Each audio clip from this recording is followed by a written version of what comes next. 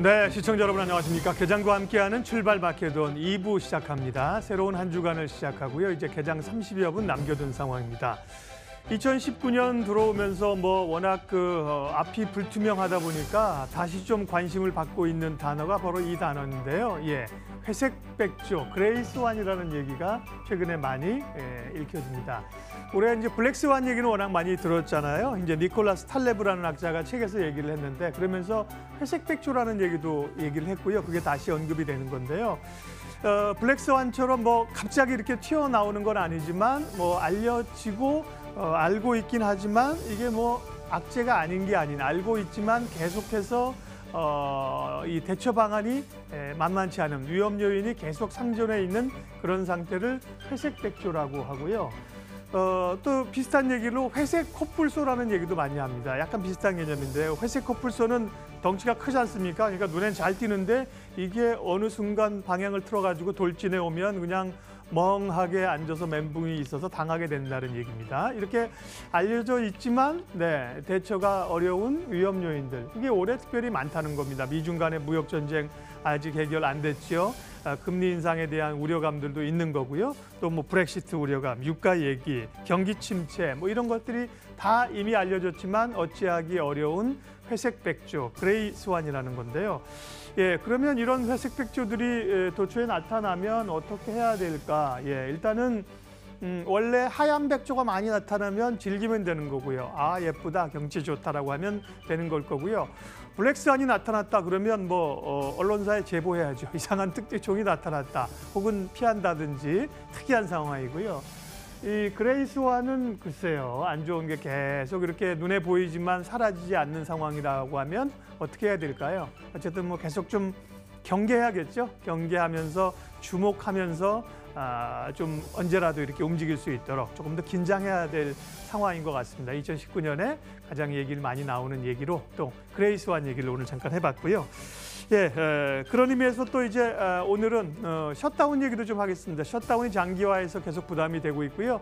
또 기업 실적들은 발표가 되는 상황인데 호재는 좀 찾을 수 없을까 그 얘기도 좀 오늘 할 거고요. 네, 그리고 이종우의 특별한 시선 또 매주 월요일 이종우 평론가님 만나서 시장의 방향성, 전략도 논의하도록 합니다. 출발 마케돈 2부 시작하겠습니다.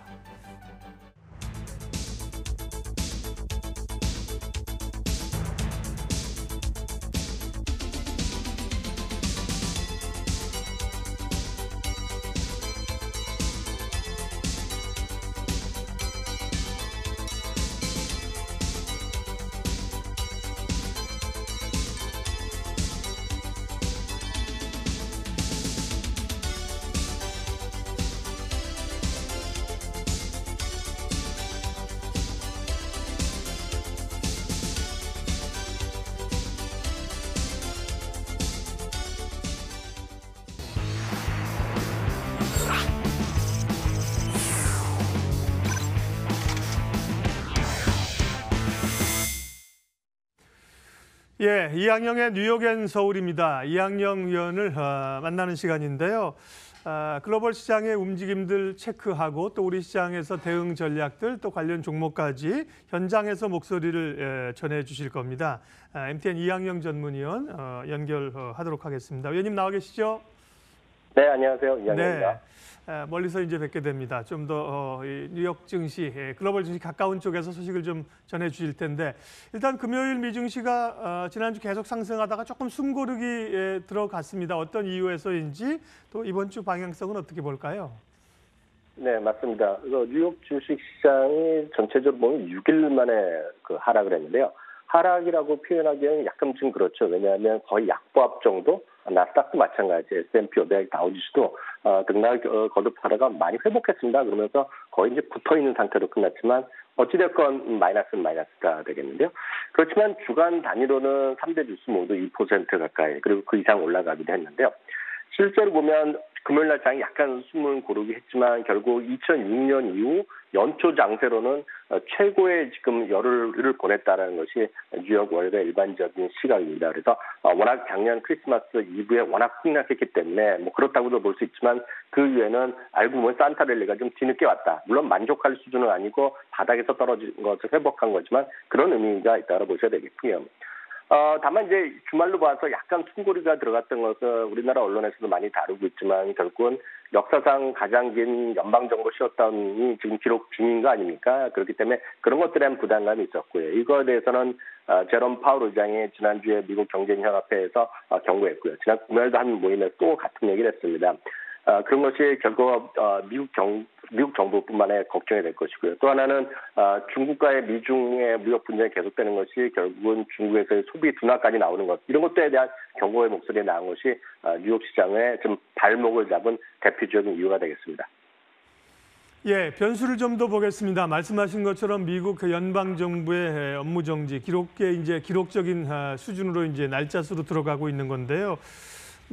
새로운 얘기는 아니기 때문에 큰 부담은 되지 않을 거라는 생각이 있는 상황이고, 실적 시즌도 돌입되는데 국내 기업은 실적들이 삼성전자를 필두로 해서 계속 안 좋은데요. 미국 기업들도 실적 발표하는데 미국 기업들은 상황이 조금 우리보다는 나을까요?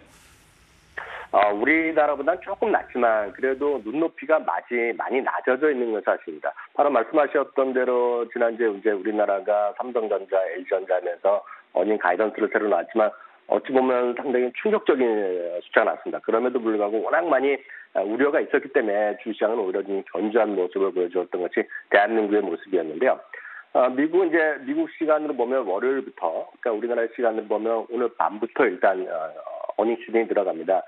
JP모건과 모건 스탠리 이런 같은 JP모건 같은 시티그룹 등 어떤 금융주들이 먼저 이제 항상 첫 스타를 끊게 되겠는데요.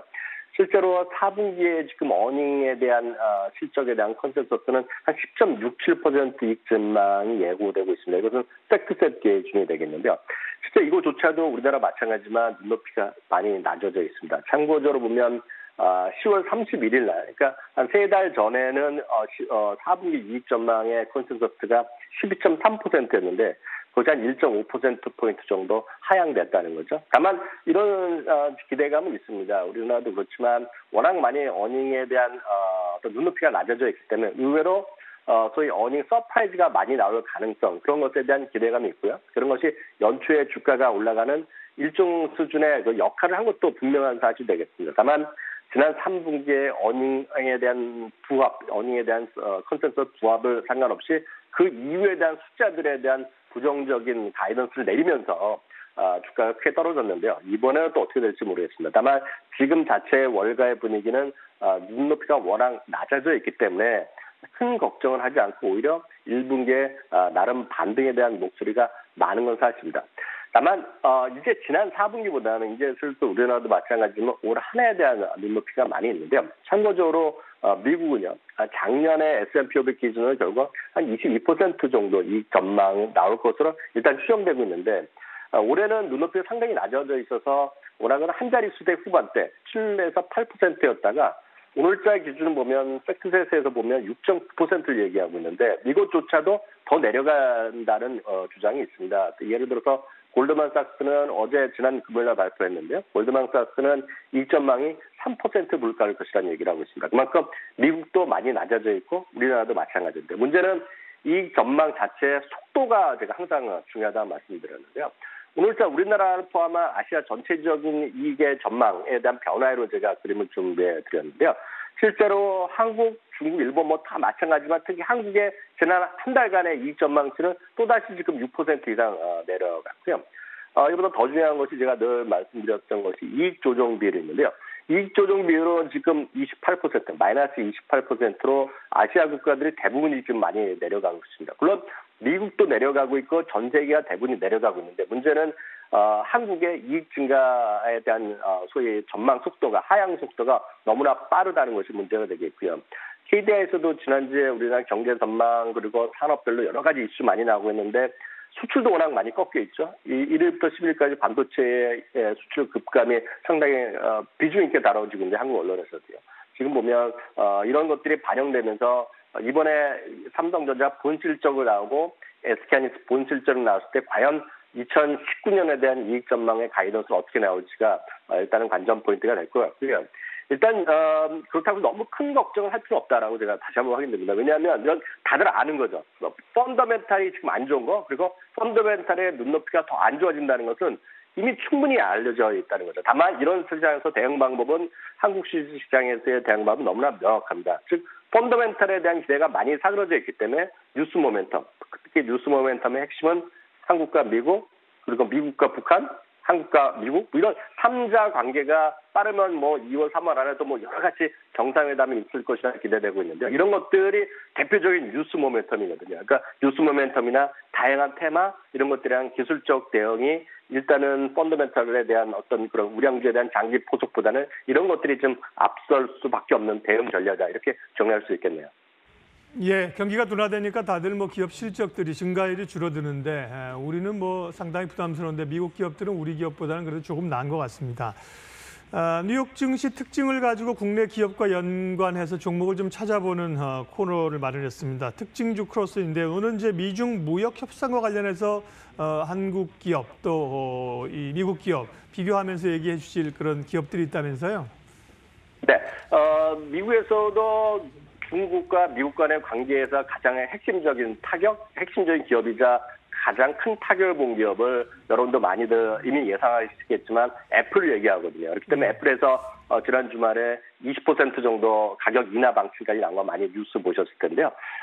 그거에 대해서 골드만삭스가 제2의 애플이다 얘기하는 것이 소위 별다방이죠. 스타벅스에 대한 투자 의견을 지난 주말에 내렸거든요. 이것이 결국은 같은 소비재, 물론 성격은 많이 다르지만 하나의 기술주고 하나는 소비재에 속하지만 스타벅스도 결국은 소비자들에 대한 선호도인데 아이폰에 대한 선호도, 스타벅스의 선호도가 많이 떨어질 수 있다는 경고를 내리면서 투자 의견을 매수해서 중립을 내리면서요.